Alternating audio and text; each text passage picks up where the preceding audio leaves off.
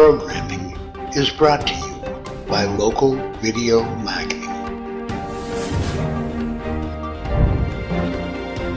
in association with CoachChick.com.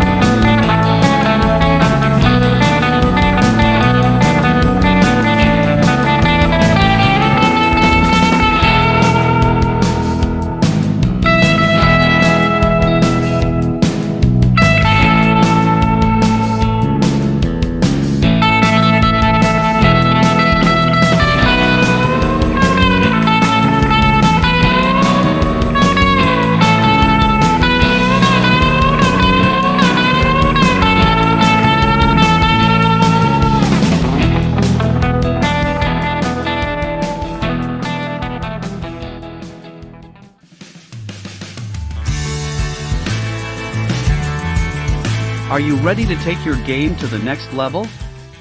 Well, listen closely, because I'm going to tell you why drills in hockey coaching are so important. You see, they help players develop essential skills, such as stick handling, passing, shooting, and teamwork.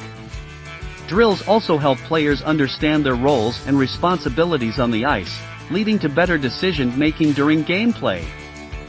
Coaches should use drills that challenge the player's abilities, while well-structured drills help increase self-confidence and team chemistry.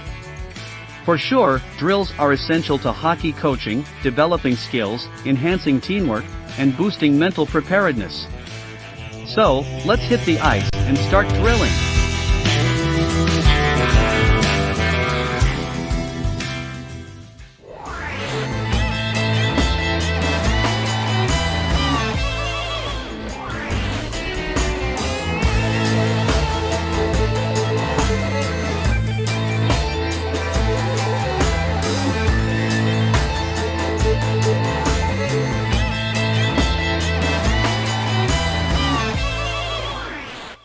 Come on down to the floor. I'm going to go ahead and take you through a hip mobility flow that I like to use a lot for my lower body type workouts. It's an easy flow to go ahead and do, and here's how you want to set it up. Now I'm going to take you through about 5 to 6 repetitions of each movement so you can see how I position myself, plus I can share with you some subtle adjustments and changes you can do as you go through the movements. However, what I want you to do is I want you to learn the movements, and then each week I want you to have yourself set a number of repetitions that you're going to do per movement to start improving on your hip mobility. Let's go ahead and let's get into exercise number 1.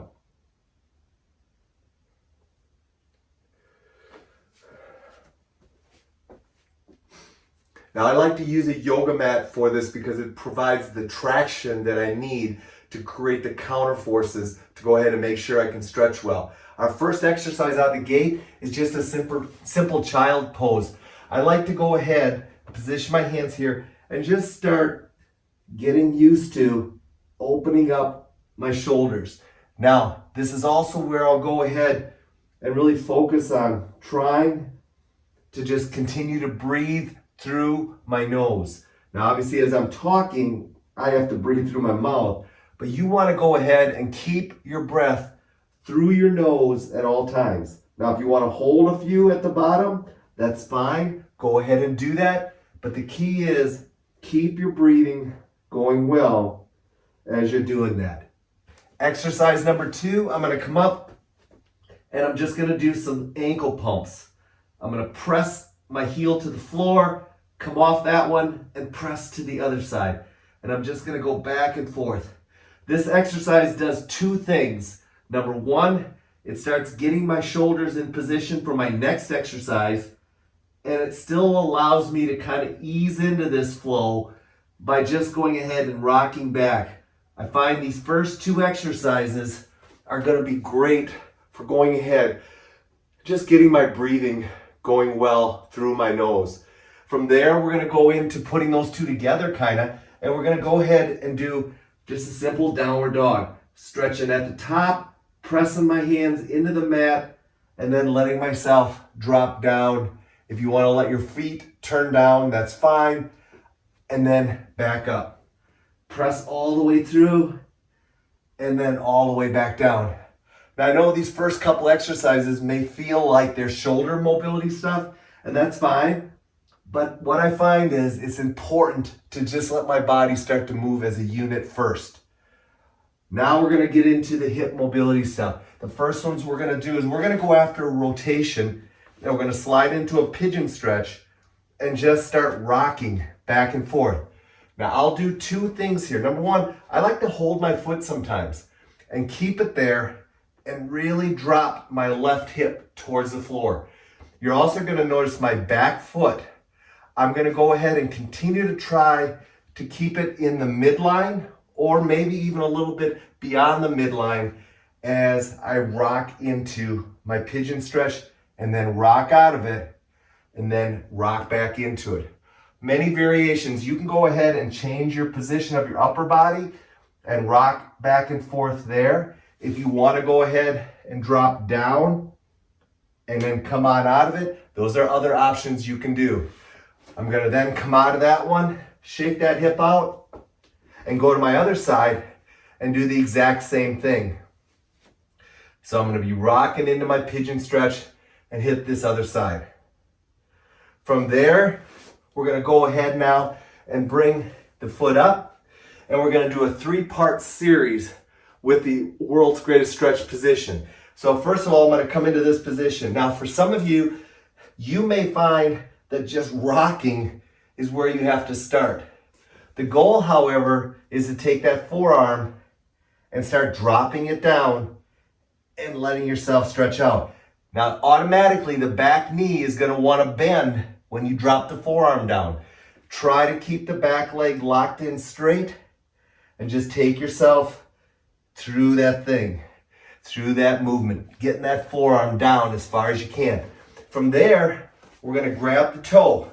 Now, there's two ways to go ahead and do this. You can do it with your left hand or your right hand. I'm going to show you left hand first. The easiest way is just go ahead, slide that right knee back, and just start rocking back and forth, stretching that hamstring.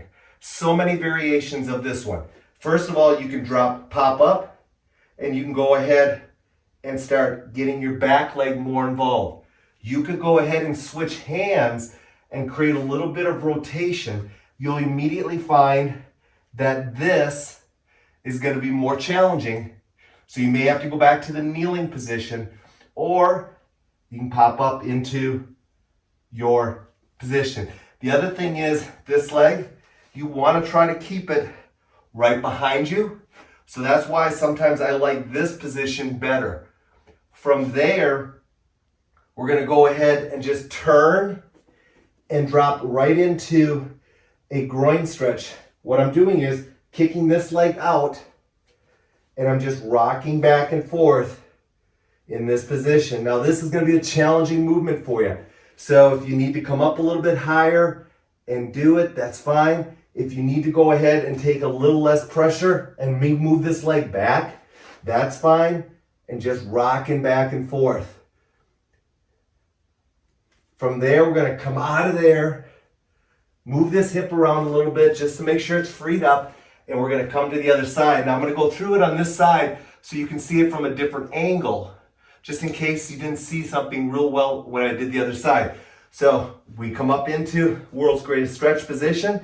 Remember, you might just want to rock to begin with, or your goal is, let's get that forearm down and keep that back leg as straight as possible. From there, we drop into the hamstring stretch.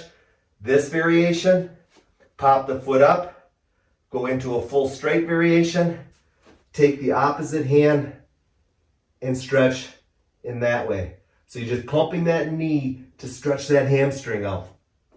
And then we're going to drop into this position. Notice this foot. I want to turn it out, line myself up, and just rock back and forth, stretching that groin and internal rotation on the opposite side.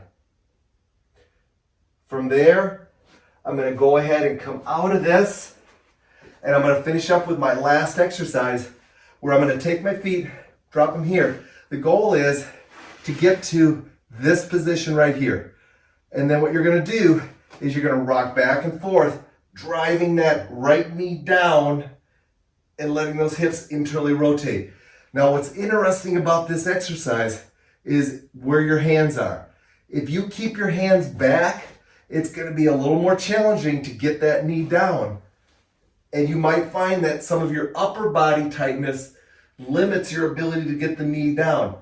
This is more of a hip mobility exercise, so feel free to bring your hands up a little bit so it's a little bit easier for you to get your knees down so we can really work that hip internal rotation.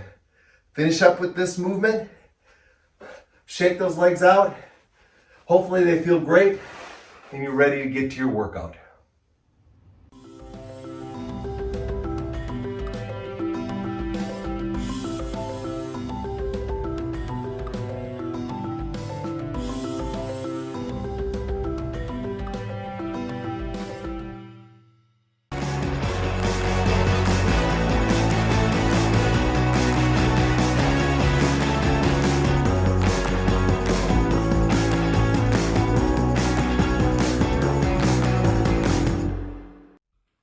My name is Shawnee Harlee.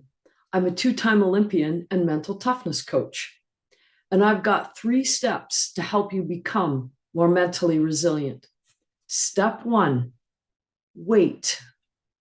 It's an acronym, and it stands for What Am I Thinking? How in the world are we supposed to become more mentally resilient when we don't even know what we're thinking about? We're not even paying attention to what's going on in our head. So wait reminds us to do just that.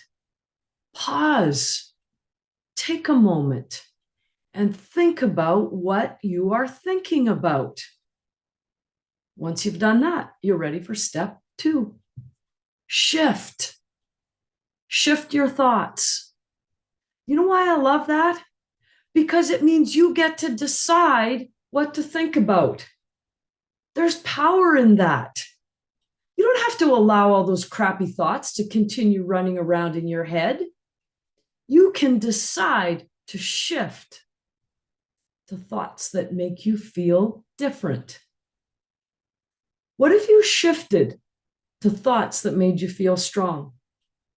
What if you shifted to thoughts that made you feel competent? What if you shifted to thoughts that made you feel powerful? What about thoughts that made you feel confident? It's time to shift your thoughts and start getting your mojo going. And this is in your control to be able to do this. Step 3, choose. Choose a courageous action. There is no power in knowledge. There's only power when we apply what we know. So take all those thoughts that are going around in your head because you figured them out when you were waiting, then you shifted them, and now apply them using courage. How do you do that? How about this? What would your greatest self do? What would your greatest self say? Here's another way to think about it. This is a big one. What would you do right now if you weren't afraid? These are powerful actions. Wait, shift, choose. It's time to become the boss of your thoughts. Follow that 3-step formula, and you can become more mentally resilient. Just get a load of what Coach Chic says about drill design. You know, for almost every drill we coaches use, there is the obvious good, as it's meant to do, plus a not so obvious negative. And, after that, how about things he sees so often, in social media? The problem is that a hockey player doesn't get to play in a vacuum. No, everything he or she does on the ice is usually done amid lots of craziness. And, at some levels like the one the kid above competes at, there are people out there on the ice trying to hurt you. Then, in contrast to what one hockey guru suggests about his shooting courses, hockey goals seldom come off the sticks of players who are standing prettily in front of a net. No, there are bad guys all around, and we might be better off practicing shots while being mauled, while on the seat of our pants, while far off balance, on one skate, and so forth. So, do check out this free post for much, much more on his observations.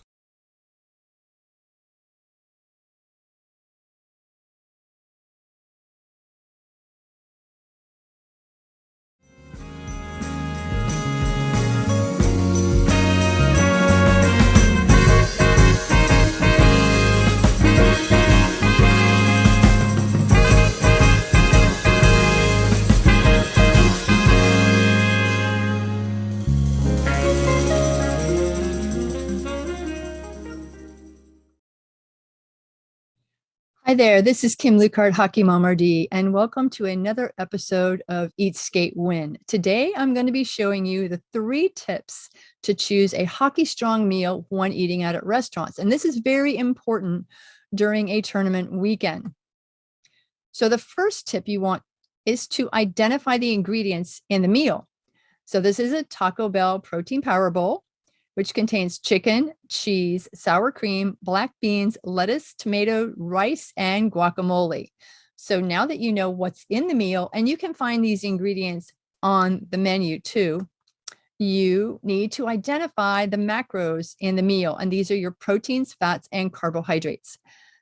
In this protein power bowl, the chicken is the protein, cheese is fat, sour cream is fat, black beans contain carbohydrates and they are rich in fiber. Lettuce and tomatoes are a low carbohydrate food. Rice is a carbohydrate food, and guacamole is a fat. So now that you've identified the macronutrients in the meal, it's important to decide what you're going to eliminate. And I choose to eliminate the unnecessary fat. So in this bowl, I would eliminate cheese and sour cream. So what you're left with is chicken, the protein, black beans, the carbohydrate rich in fiber, lettuce and tomatoes, the very low carbohydrate food, rice, the carbohydrate, and the monounsaturated fat, which is a good fat, guacamole. So in comparing these two bowls, the original bowl contained 36% fat, whereas the adjusted bowl contains 25% fat. And we dropped the calories by 140. The fats came down 10 grams. The carbohydrates came down a little bit by 7 grams. The fiber came down very minimally by 1 gram. And the protein came down by 5 grams. Now, don't worry, this 22 grams of protein is still equal to a 3-ounce steak or a piece of chicken. And please remember, hockey is a stop and go sport, and your skater's body is fueled by carbohydrates. So when you're choosing meals, the closer you get to game time, the less fat is better. Too much fat will slow your skaters' speed down, stamina, and their quick thinking. If you'd like to learn more about youth ice hockey nutrition, come on over to Facebook and join my group, Youth Ice Hockey Nutrition Solutions for Busy Hockey Parents. And when you give me your email upon joining, I will send you my restaurant cheat sheets, which give you menu ideas for Chipotle, Olive Garden, Texas Roadhouse, and Panera. This is Kim Lukhard, Hockey Mom RD. Happy skating till next time.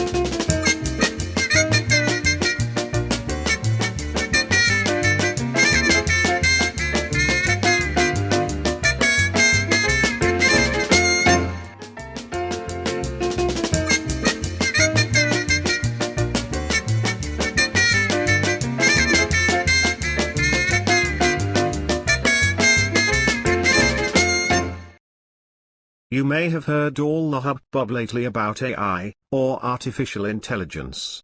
And, you may have even seen Dennis and Brenda's new robot friend, Otto. Yes, Dennis and Brenda have really gotten into it, and they've even become specialists in what's known as prompt engineering. But, did you know that even yours truly now has a place with AI on the CoachChic.com hockey website? That's right. Just stop in on any post, ask me a related question, and I'll be sure to enhance your hockey learning experience.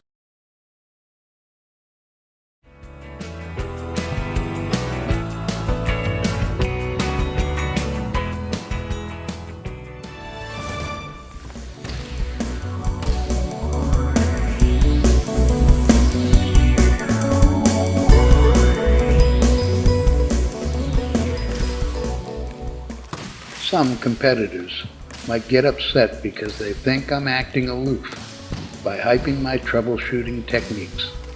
But that's not what I'm proud about at all. No, I think it's my eagerness to keep digging and digging and digging that sets me apart from some others. Because that usually helps me finally find a solution to the problem at hand. Okay. So I was watching the kids in my Mighty Mite camp one day, and it bothered me that most were struggling with their shots. Let's face it, kids that age aren't strong, so the weak shots might be expected. At the same time, I felt their shooting could be strengthened quite a bit. So there I was, walking around our off-ice training facility, watching and thinking, watching and thinking, watching and suddenly. Actually, this happens often for me. I mean, I spotted a kid doing something I thought would help all the others. So, I called all the kids together and told them I'd just dreamed up a new trick for them to try. Here you go. What I asked the kids to do was to walk, or even move a little faster, and drag the puck for as long as they could. So it's drag it, keep dragging, and then fire. What I found was that the dragging part got the kids to grip the puck firmly and keep that grip until they were ready to pull the trigger. It also made them hold the puck far back in preparation for a nice long swipe.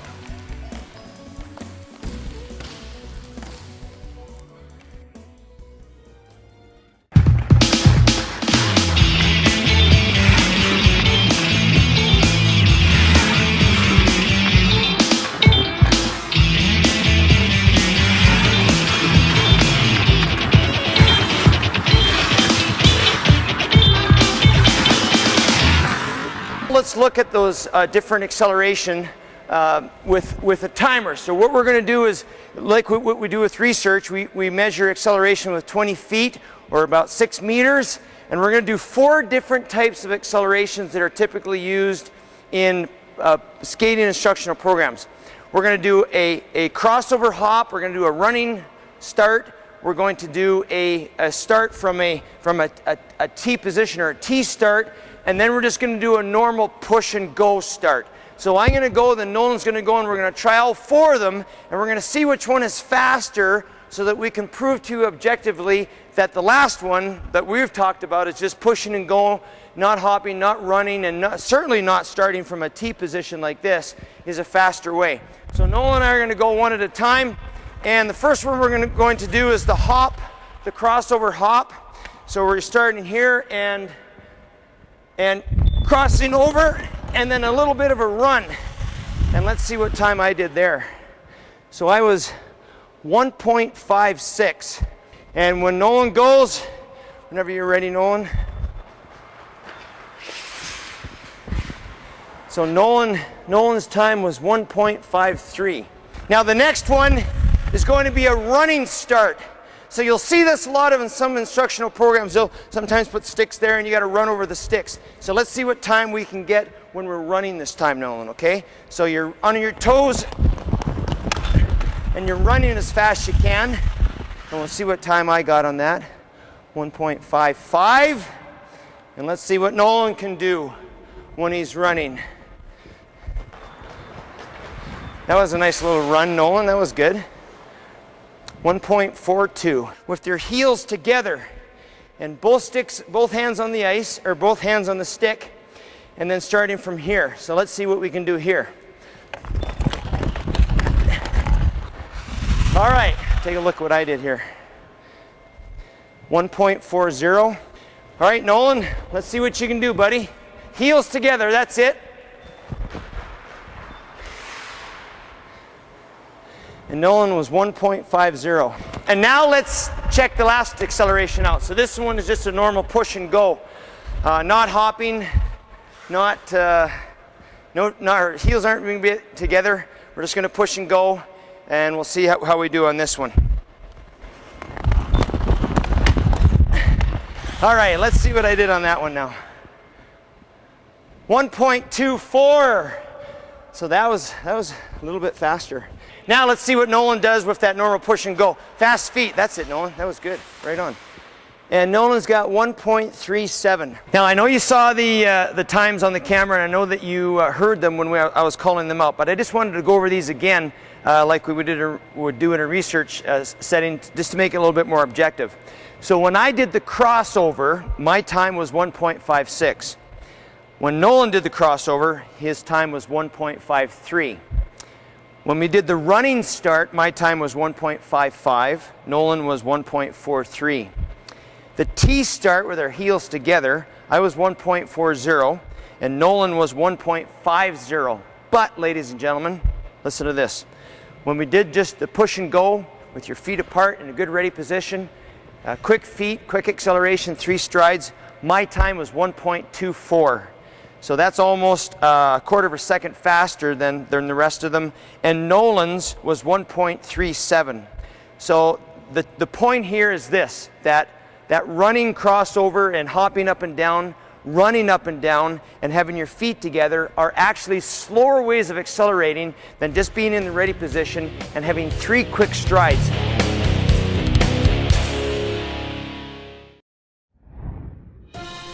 This has been a local video marketing production. We hope you've enjoyed this, and that you've picked up a number of great hockey tips. Please do tell some friends about these shows, and let the contributing coaches know how much you appreciate them.